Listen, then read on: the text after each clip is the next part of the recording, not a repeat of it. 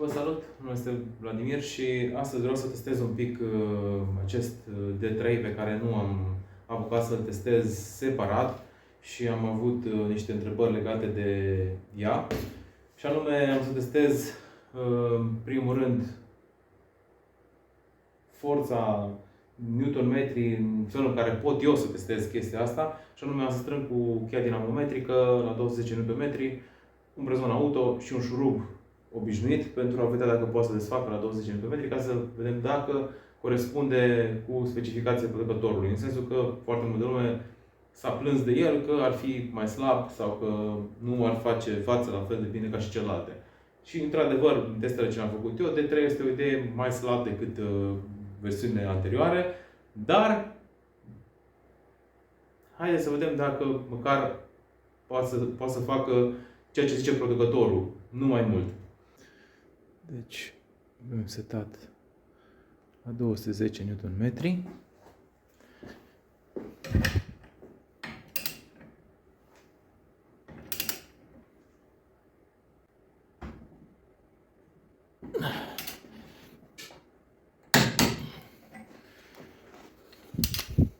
Din păcate nu am tubulară de impact de mărimea asta, pentru că nu folosesc. Doar că am luat special acest șurub pentru că la șuruburile mai mici, astea care se găsesc la noi în comerț, se forfetează, nu știu cum îi zice, se foarfecă filetul, adică nu țin la asemenea forțe strânse, cu impactul mă refer. Deci, 4, bateria full și să vedem. Deci atât de ușor desface cu baterie de 4 A la 210 Nm strâns. Eu, din păcate, nu am cheie de 226 Nm sau mai mare, dar cred că dacă așa de ușor desface un șurub de 210 Nm, nu cred că va avea o problemă să desfacă 250 sau mai mult. Deci, este conform specificațiilor din punctul meu de vedere. Acum o să încerc și la brezoanele auto, unde nu se potrivește, adică dacă sunt la 210 Nm persoanele auto, se fac mult mai greu din cauza că sunt conice sau din cauza conicității piuliței, șurubului, în funcție de mașină și producător. Dar haideți să vedem, ca și idee, dacă merge desfăcut și un brezon. Încă o dată menționez că nu ăsta e scopul acestei scule, doar că am primit cel puțin un comentariu care m-a rugat să fac un test, să vedem dacă desface un șurub de 226 Nm, dacă are practic cât zice producătorul. 210 Nm. Să vedem. Nici nu am de strâns, de fapt, să vedem dacă... Ok.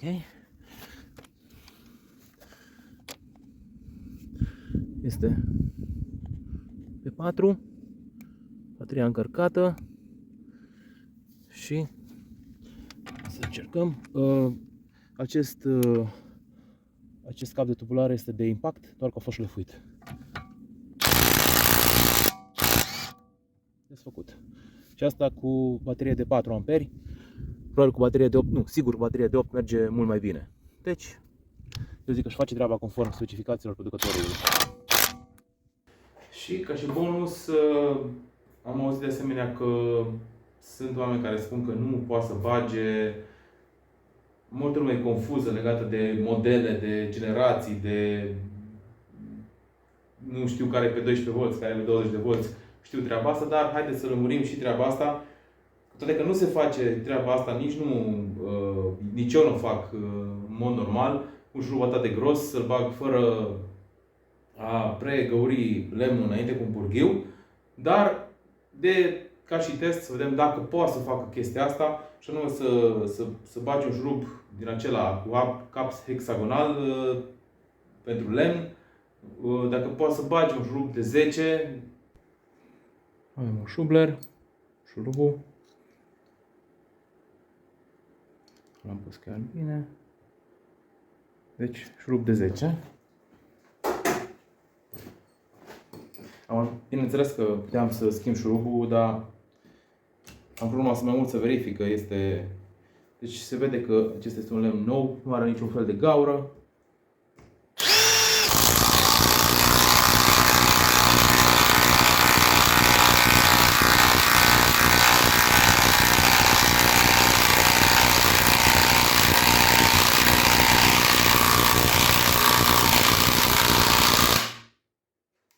capăt. Era pe 4, nu știu dacă se vede, bateria nu este chiar încărcată de tot și baterie de 4 amperi, deci nu de 8. Dar, hai să vedem.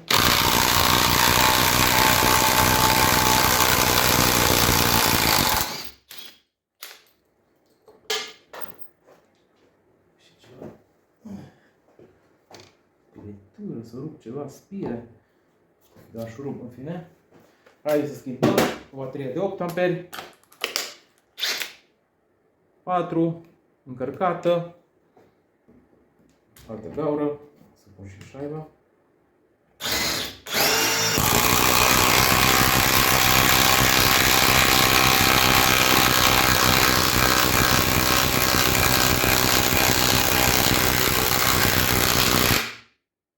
Deci, acesta este șurubul de 10. Ca și bonus, o să iau și un șurub de 12. Ok, din păcate nu am reușit să găsim niciun șurub de 12. Am vrut să fac probă și cu un șurub de 12, dar am zis că hai totuși ca să elimin din suspiciuni, hai să fac cumva să măsor acest șurub aici în fața voastră, după care să nu îl iau din fața camerei, să-l pun direct. Nu știu, se poate că nu e nicio gaură făcută.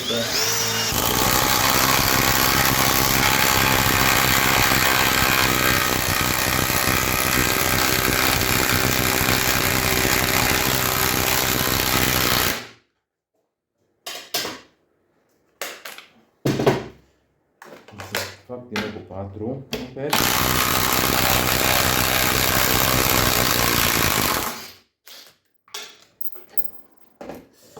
Șurubul. Și hai să mai bag undeva că și nu știu de ce mi se pare că mers mai ușor într-o bucată.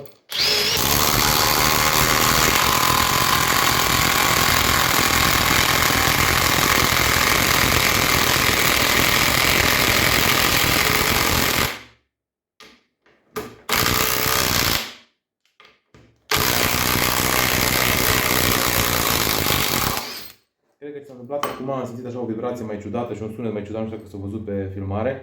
Cred că din cauza arcului acela mai subțire, cumva au sărit, dar trebuie să oprești și să pornesc din nou. Hai să mai facem una. Hai pe mijloc aici.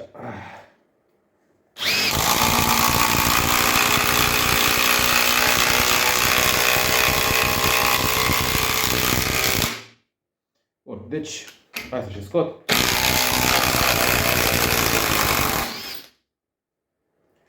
Eu zic că e destul de relevant testul ăsta, adică arș. Cred că am făcut ce m-am ars. Pentru că nu purtam mănuși, ies încă apuri din gaură. Dar, da, deci eu consider că testele ce am făcut sunt destul de relevante. Eu cred că nu se pune problema dacă scula asta merită sau nu 150 de lei. Nu se pune problema că scula asta are 226 de Nm cât zice producătorul. Și mai mult de atâta, efectiv nu știu ce își dorește cineva mai mult de la o astfel de sculă în nu 150 de lei, în 200, 250 de lei, 300 de lei să fie. În special că acumulatorii sunt accesibili față de alte firme, încărcătoarele sunt accesibile față de alte firme. Deci, în momentul de față, pe piață, ar exista un competitor, zic eu, pentru scula asta, și anume cei de la Ruris, firma românească care face motocoase și drujbe și alte chestii de genul ăsta. Am văzut că au apărut cu un model de impact, care din specificații și din poze și din așa mai departe, nu mai țin minte, cred că îi dat 250 de Nm, pare că e cam aceeași mărime, adică că este la fel de scurt, de compact și este 250 de lei. Adică ăla ar putea fi în momentul de față pe piața românească, nu în altă parte, pentru că nu cred că Ruris s-a exportat în alte țări, dar în România s-ar putea să existe un singur competitor pentru acesta, ca și raport preț-calitate, dar în continuare, cel puțin modelul ăsta care este 150 de lei, acela nu este 150 de lei, acumulatorii, din câte mi amintesc și încărcătorul, sunt mai scumpi și să ține cont și de faptul că gama Parkside este mult mai largă, adică dacă ții un încărcător și acumulator la Parkside, poți să folosești în la o grămadă de scule. Ei sunt noi cu sculele acestea electrice, nu știu câte scule au și nu cred că, personal nu vreau să investesc în direcția aia să fac teste comparative cu această marcă Ruris, pentru că nu cred că foarte multă lume a auzit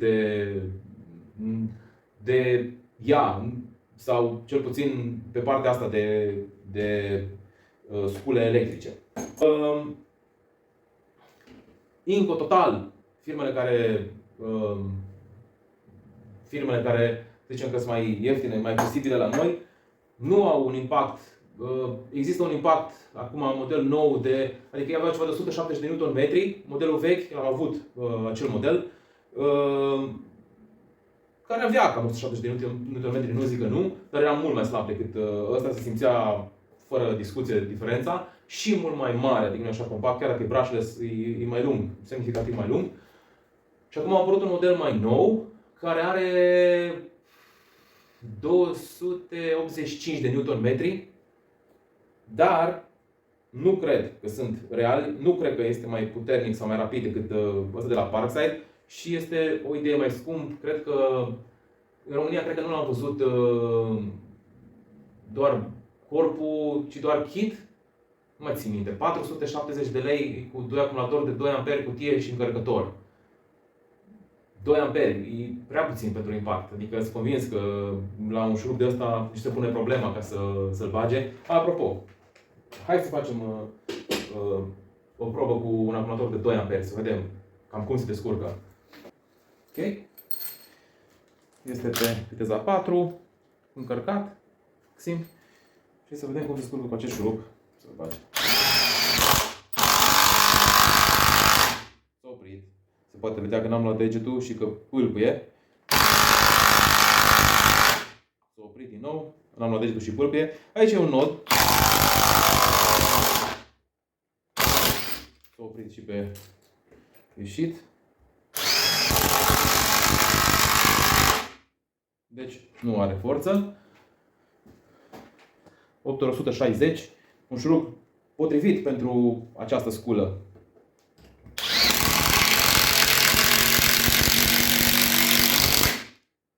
Chiar s-a oprit, se poate vedea că a pâlpâit becul, chiar când am ajuns în capăt, a pâlpâit. Dar măcar a reușit să-l bage.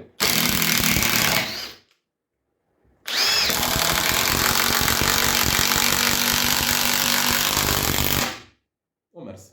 Deci, cu alte cuvinte, acumulatorul de 2 A cu siguranță nu este potrivit pentru acest impact. Dacă vreți varianta să fie mai compact, 4 A Smart ar fi varianta cea mai faină, adică se poate vedea că e la fel de compact, o idee mai greu, are puțin sub 600 de grame și e cea mai potrivită variantă pentru acest impact. Acum, chiar să văd dacă am... Da, nu mai țin minte unde am pus ambalajul acela de la cutie, dar din câte mi-am amintesc, cred că și scrie acest lucru, că recomandat acumulator de 4 A. Ceea ce, din câte am testat, și alte mărci, am și la Milwaukee acumulator de 2 A, am încercat, și la Inco am încercat cu acumulator de 2 A.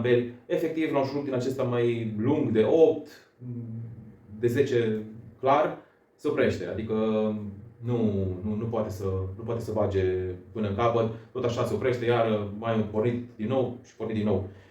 Deci, recomandarea mea este 4 A. Dacă ai nevoie de mai multă forță, 8 A, dar personal mi se pare că acest impact, din toate punctele de vedere, se potrivește cu acumulatorul de 4 A. Bun, atâta despre sculele astea, m-am lungit cu poveștile.